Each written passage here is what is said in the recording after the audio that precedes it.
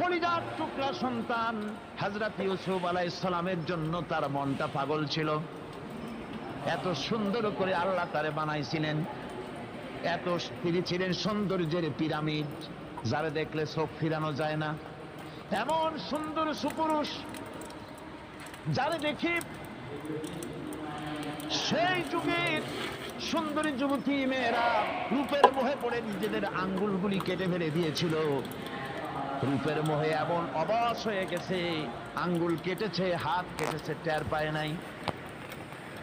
আবার ভুল বুঝবেন না, দুনিয়ার সেরা সুন্দর পুরুষ ইউসুফ আলাইহিস সালাম, তা কিন্তু রাসূলের চাইতে বেশি নয়। হযরত উম্মুল মুমিনিন আয়েশা রাদিয়াল্লাহু তাআলা আনহা তিনি বলেছেন, যেই সব সুন্দরী রমণীরা ইউসুফ আলাইহিস সালামকে দেখে রূপের মোহে পড়ে